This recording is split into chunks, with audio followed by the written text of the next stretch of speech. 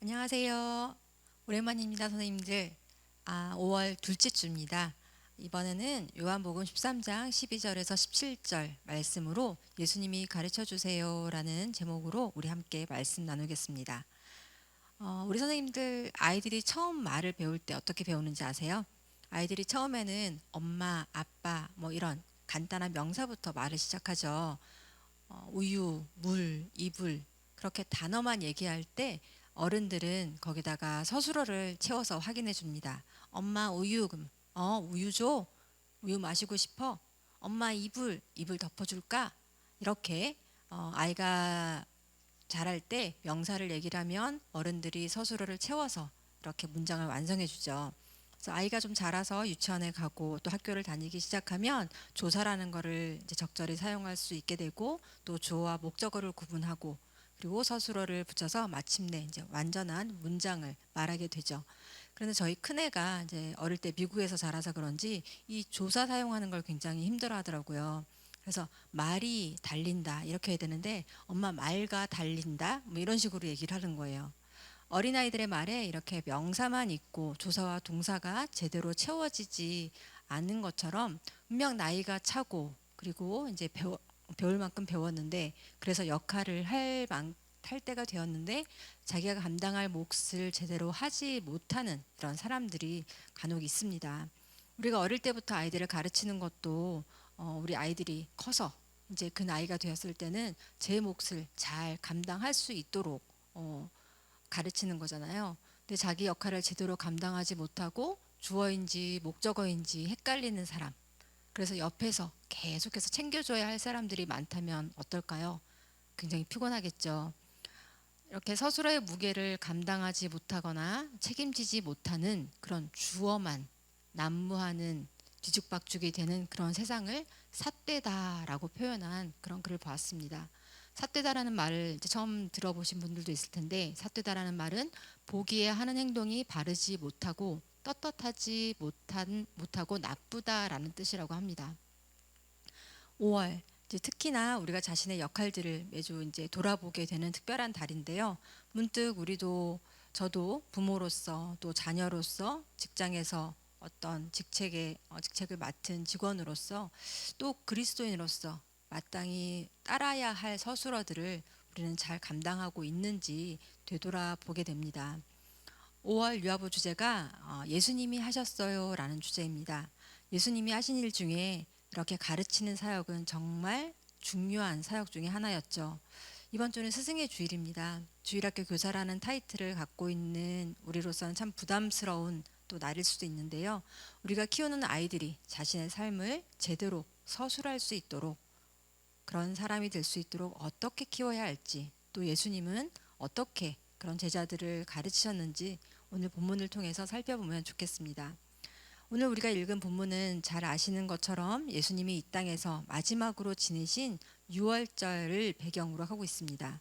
이제 당신이 십자가에 달려 죽으시고 하나님께로 돌아갈 때가 되었음을 아시고 제자들에게 마지막 당부를 하시는 장면입니다. 식사가 베풀어지던 그 자리에서 예수님은 먼저 일어나서 제자들의 발을 씻기십니다. 요즘은 뭐 종이나 하인 뭐 이런 그 신분 구분이 있는 시대도 아니고 하도 교회에서 또 우리 세족식도 많이 했잖아요. 자주 해서 어떨 때는 별로 놀랍지도 않고 그 감동이 많이 무뎌진 것 같기도 하지만 당시에는 선생님이 이런 제자들의 발을 씻어주는 건 가히 혁명적이고 충격적인 일이었습니다. 비도 잘 안 오고요. 당시에는 이제 우리처럼 이렇게 앞이 막힌 그런 신발을 신는 게 아니라 샌들을 신고 다니던 유대인들이었는데 집에 들어오는 손님의 발을 씻어주는 풍습이 있지만 그 발을 씻어주는 일은 유대인들은 하지 않았습니다. 이방인 노예들에게나 맡기는 비천한 일이었던 거죠. 그런데 제자들의 주와 선생이신 예수님께서 스스로 이방인 그런 노예처럼 낮아져서 그들의 발을 씻어주신 거죠. 왜 그렇게 하신 걸까요? 앞서 예수님은 이제 당신이 제자들을 남겨놓고 아버지께로 가야 할 때가 되었음을 아셨다고 했습니다. 하지만 제자들은 예수님이 왜 이렇게 하시는지 알지 못한다고 하셨어요. 예수님이 제자들의 발을 씻기시면서 겉옷을 벗고 또 수건을 취하여 두른다라고 라는 동사를 쓰시는데 이때 쓰여진 이 헬라어 동사는 모두 예수님이 십자가에 달리시고 또 장사될 때 그 모습을 기술할 때 쓰였던 동사들입니다. 그러니까 발을 씻기신 것은 예수님의 십자가 사건을 이제 연상시키고 연결하는 그런 행동이셨던 거죠. 예수님이 하늘 보좌를 버리고 이 땅에 내려오셔서 십자가에 달려 죽으심으로 말미암아 제자들의 죄를 깨끗게 하시고 또 구원하시는 그 사건을 보여주신 것이기도 합니다. 그런데 예수님이 제자들의 발을 씻기신 것은 단지 십자가의 사건을 그 의미를 알려주시기 위한 것만은 아니었습니다. 예수님은 다시 제자리에 오셔서 말씀하십니다. 너희들은 내가 한 일이 무엇인지 아느냐? 이 말을 꺼내신 건 왜 꺼내신 걸까요? 모르면 할 수 없고 뭐 이런 건 아니었겠죠. 꼭 알아두라. 알아두었으면 좋겠다라는 뜻입니다. 예수님은 당신이 제자들에게 하신 일을 제자들이 모르기를 원하지 않으셨습니다. 제자들이 예수님이 하신 일을 알기를 원하셨어요. 왜요? 요한복음 13장 14절 같이 읽어보면 좋겠습니다. 내가 주와 또는 선생이 되어 너희 발을 씻었으니 너희도 서로 발을 씻어주는 것이 옳으니라. 그들이 이것을 알고 또 예수님이 하신 것처럼 제자들도 그렇게 하기를 바라셨기 때문입니다. 그래서 예수님이 몸소 행하셨던 거죠. 단지 지식이나 정보를 주는 차원이 아니라 너희도 이렇게 행하라. 행하기 원하셨기 때문에 예수님이 먼저 보여주신 겁니다. 그렇다면 예수님이 제자들이 본받기를 원했던 그건 뭘까요? 가톨릭이나 일부 교파는 이 세족식도 세례식이나 성찬식처럼 어떤 성례의 하나로 시행되도록 예수님께서 명령하신 거다라고 해석을 하기도 합니다. 그러니까 우리가 세례식을 하는 것처럼 세족식도 간혹 이렇게 교회에서 하라는 거죠. 하지만 전통적인 우리의 성경에 대한 해석은 예수님이 세족식이라는 행위보다는 세족식의 의미가 제자들에 의해 실행되기를 바라셨다고 이해합니다. 내가 너에게 행한 것을 아느냐라고 제자들에게 확인하시고 제자들이 이를 알고 행하는 것이 복이라고 하셨습니다. 단순히 의식적이고 의례적인 그런 행위 자체보다는 세족식의 의미가 강조되고 있는 거죠. 낮아지고 겸손해져라. 겸손을 실천하라라는 말씀입니다.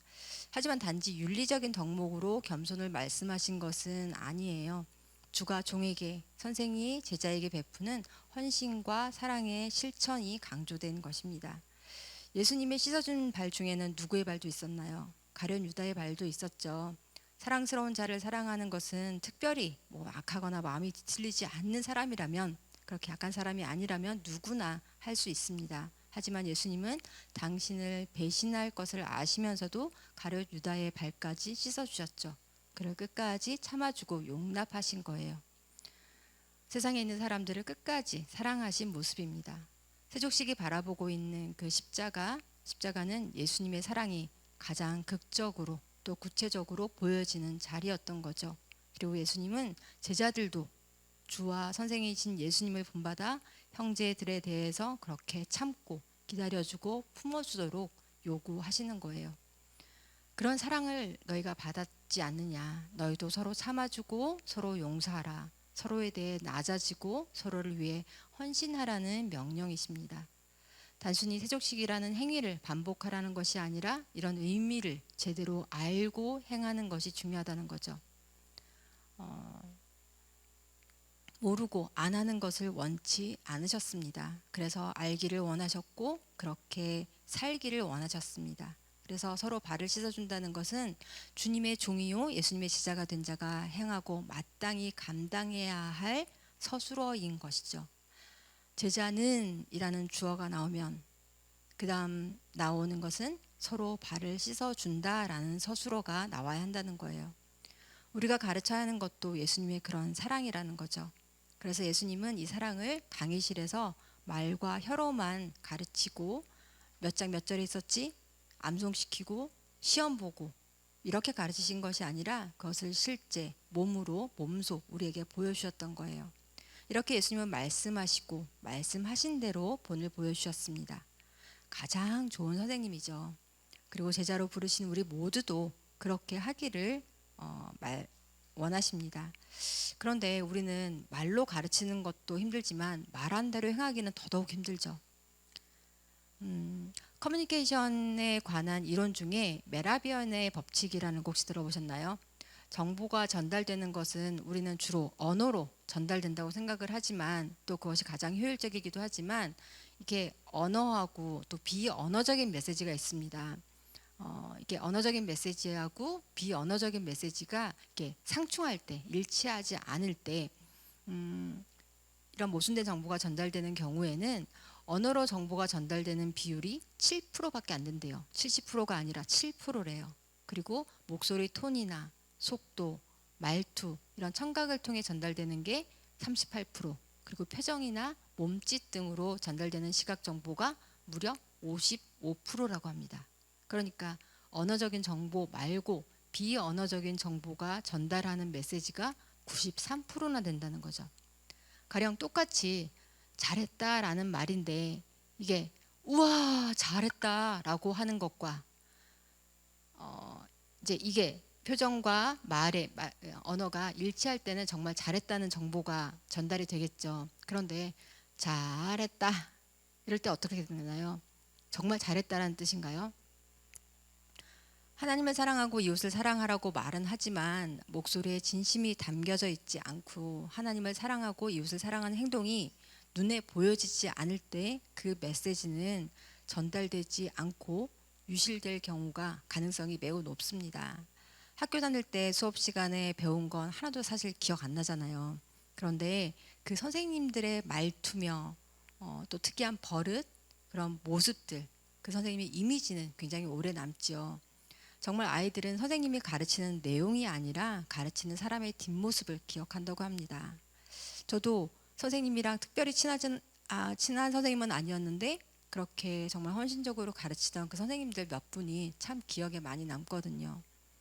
우리의 의도와는 다르게 아이들은 지금도 우리가 말로 가르치는 그 내용이 아니라 우리의 모습을 배우고 있습니다. 예수님이 우리에게 보여주신 것처럼 우리의 말과 행동도 이렇게 일치하면 좋겠지만 다행히 우리는 말보다 본 것을 더 잘 배운다고 하니까 말보다 몸보다 마음으로 우리 아이들을 계속 품어주시면은 또 그렇게 사랑해 주시는 거야말로 우리 교사들이 감당해야 할 그런 서술어가 아닐까 싶습니다. 저야말로 오늘은 좀 더 길게 말이 길어졌지만 한마디만 더 말씀드릴 것은요. 우리 선생님들 이미 많은 분들이 그 서술어를 잘 감당하고 계신다고 생각을 합니다. 누가 알아준다고 매주 이렇게 교사로 섬기고 계시나요? 이 자리가 아무도 알아주지 않는 이 자리가 바로 십자가의 자리라는 생각이 듭니다. 우리 아이들 유아부 끝나고 나면 유치부 올라가면 아무도 잘 기억 못하더라고요. 이렇게 매주 그 자리를 지키시는 모습을 다른 사람은 몰라도 우리 아이들은 선생님의 모습을 보고 지금도 배우고 있고 잘하고 있습니다. 우리 아이들을 쳐다보는 우리 선생님들 얼굴 제가 가끔 이렇게 쳐다보거든요. 아이들이 아니라 선생님을 쳐다보면 아이들을 쳐다보는 선생님의 그 모습도 아이들의 얼굴에 마치 그 햇빛이 선생님의 얼굴에 이렇게 비치는 것처럼 아이처럼 이렇게 해맑게 빛나는 모습들을 간혹 발견합니다. 아니 자주 발견해요. 그 얼굴을 저도 보고요. 우리 주님도 그런 선생님들의 얼굴을 바라보고 계십니다. 그렇게 넉넉한 웃음으로 또 아이들을 반겨주시는 우리 선생님들, 선생님들 사랑하고 또 서로 사랑했으면 좋겠습니다. 기도하겠습니다. 사랑의 하나님, 우리는 머리로는 알고 입으로 고백하면서도 몸으로 순종하지 못하는 참 부족한 제자인 때가 참 많았습니다. 우리의 발을 친히 씻겨주시고 기다리시며 안아주시는 주님을 인격적으로 만나 우리도 머리로만 알고 말로만 전하던 자리에서 일어나 주님처럼 겉옷을 벗고 수건을 두르고 서로의 발을 씻어주는 자리로 나아가겠습니다. 우리에게 맡기신 그 직분에 수반하는 삶의 서술어를 잘 감당할 수 있도록 주님 도와주옵소서. 참된 스승이신 예수님의 이름으로 기도드립니다. 아멘.